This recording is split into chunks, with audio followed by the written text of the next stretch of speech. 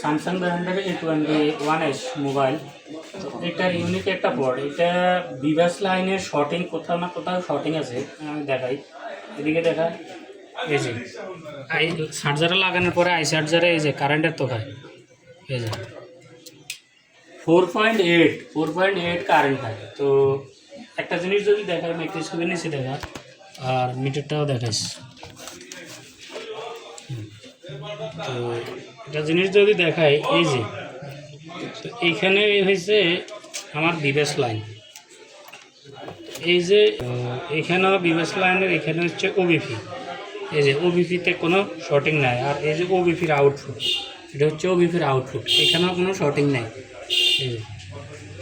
এই যে ওবিপির আউটপুটে কোনো শর্টিং নাই এবং ইনপুটেও কোনো শর্টিং নাই। তো ইনপুট হচ্ছে,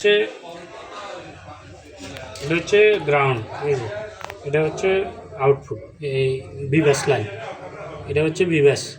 তো এইখানেও মিটার দেখাস, মিটার এই যে শর্টিং নাই, তো এইখানেও কোনো শর্টিং নাই।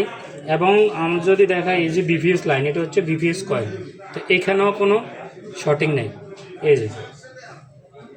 তো এদিক দেখায়, মূল কথা হচ্ছে এটা বিভাস লাইনেও শর্টিং নেয়, বিভাট লাইনেও শর্টিং নেয় এবং বিপিএস লাইনেও শর্টিং নেয়, কিন্তু তারপরে সেটটা কিন্তু শর্ট, কিন্তু এটা ডেড, চালু হয় না। তো যখন আমি চার্জারে কানেক্ট করি তখন 4.8 খায়।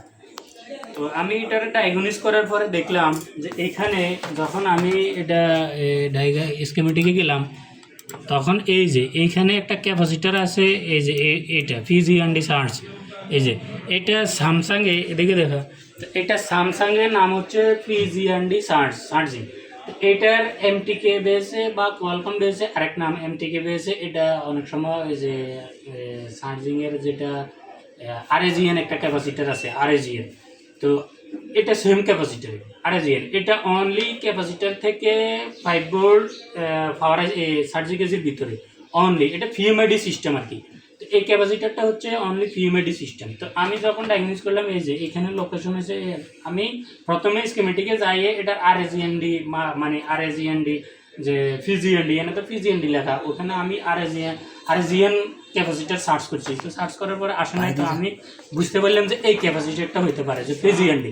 তো যখন আমি এটাকে কপি করলাম, তখন এটার লোকেশন দেখাইছে, কোথায় দেখেন, তো এটার লোকেশন দেখাইছে এটা, সরি, এই যে এটা লোকেশন দেখাইছে, এটা এই যে ঠিক চার্জিং আইসির নিচে, এই যে বাম পাশে এটা, এটা। তো আমি এখন দেখাই যে এইটাতে শর্ট আছে কিনা, আমি দেখাই এটাতে শর্ট আছে কিনা, এই যে। তো এই ক্যাপাসিটারটা হচ্ছে এটা। তো এই দেখেন মাল্টিমিটারে দেখায়,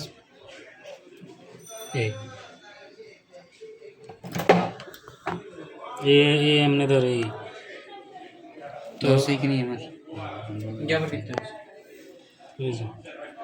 তো এই যে এই ক্যাবটা ধরে আমার মিটার, এটা মাঝে মধ্যে ডিস্টার্ব করে।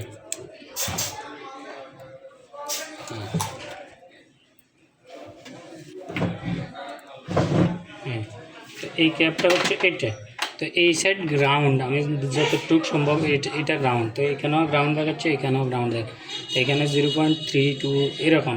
তো এই যে 0.032 এটা হচ্ছে শর্টিং। তো এই যে এই লাইনটা অনলি চার্জিং এসির ভিতরে গেছে আর এখানে আসছে। তো এটা আরএজিএন ক্যাব আর হইলো পিজিএনডি স্যামসাংয়ে। তো যখন আমি এটাকে রিপ্লেস করলাম, তো আমি একটা রিপ্লেস করি দেখাই,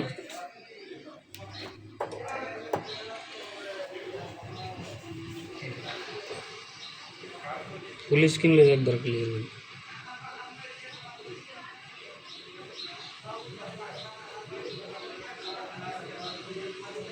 তো এখানে আমি এটা ফালা দিয়ে অন্য একটা ক্যাপ লাগাবো।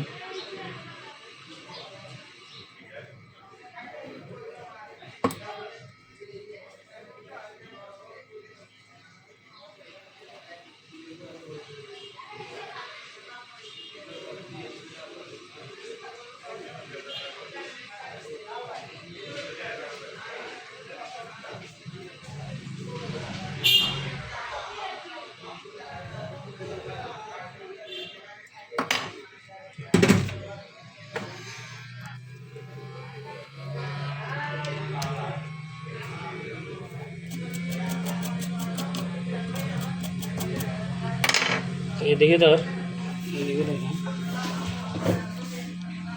আমি একটু ফুল করে নিই।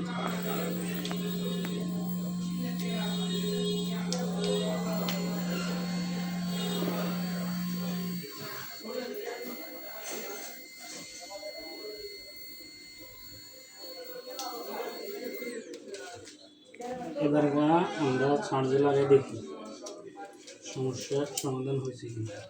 আমি যদি একবার শর্টিং দেখাই, এখানে শর্টিং দেখাই, মিটার দেখাইস, এখানে একবার শর্টিং দেখাই,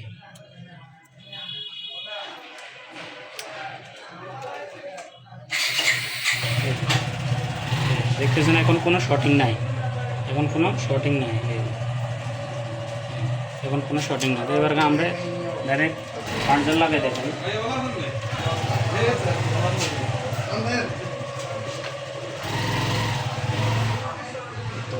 দেখতেছেন চার্জারে এখনও কোনো কারেন্ট নাই না, এই যে আসছে 1.5 1.4, আর এই যে এখানে লোগো চলে আসে। তো যখনই এরকম ডিভাইস লাইনে শর্টিং আসে আর যদি কোথাও শর্ট না পান, তাহলে আপনারা বুট ক্যাপ, পিএমআইডি এবং আরএজিএন যে ক্যাপাসিটার, এটা অবশ্যই চেক করতে পারেন।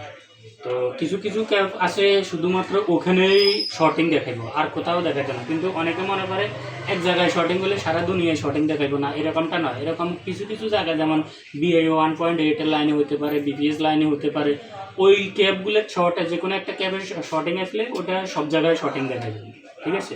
তো আশা করি বুঝতে পারছেন যে আমাদের মানে জায়গায় জায়গায় চেক করা কিছু লাইন এবং কিছু পার্টস মনে রাখাটা অত্যন্ত জরুরি।